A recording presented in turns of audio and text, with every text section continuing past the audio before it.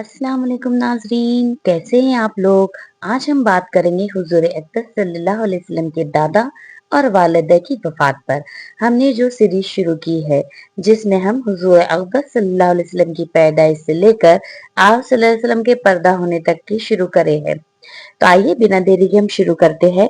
अब हुजूर अकबर सल्लल्लाहु अलैहि वसल्लम बीबी हलीमा के घर से अपनी वालिदा के पास आ गए और अपनी अम्मी की गोद में परवरिश पाने लगे। लेकिन अल्लाह ताला को कुछ और ही मंजूर था।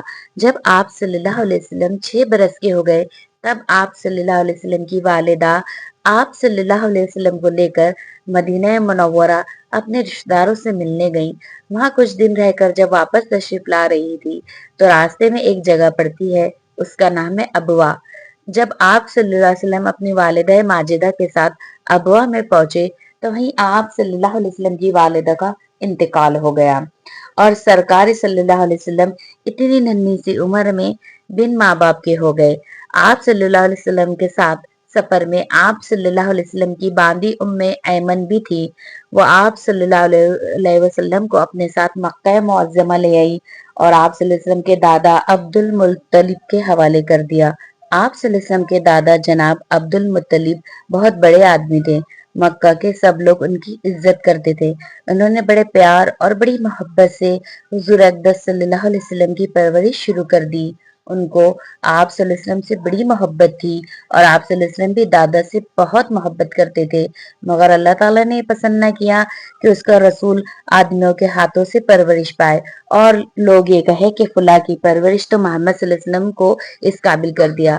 जब आप सल्लल्लाहु अलैहि वसल्लम की उम्र 8 साल की हुई, तो बीबी आमना के वफात के 2 ही साल बाद जनाब अब्दुल मुत्तलिब ने भी मुंह मोड़ लिया और आप सल्लल्लाहु अलैहि वसल्लम को अकेला छोड़कर इंतकाल फरमा गए।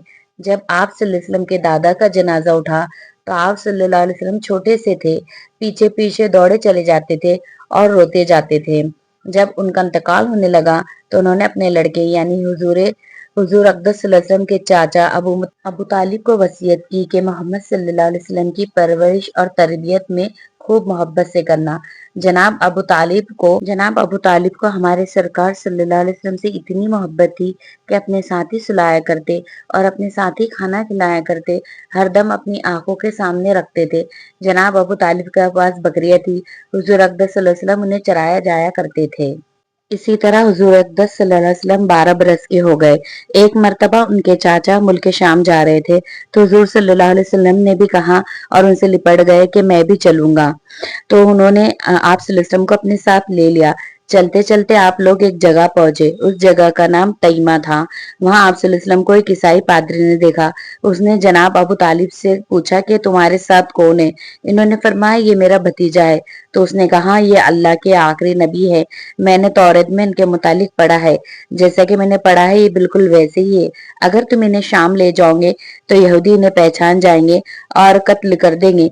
ये सुनकर जनाब अबू तालिब ने हुजूर अकबर सल्लल्लाहु अलैहि वसल्लम को वहां से मक्का वापस कर दिया और वहां से आकर हुजूर अकबर सल्लल्लाहु अलैहि वसल्लम मक्का में रहने लगे। तो ये सीरीज आपको कैसे लग रही है प्लीज कमेंट करके बताइए और सवाब जारिया की नीयत से इसे जरूर शेयर कीजिए। अल्लाह हाफिज।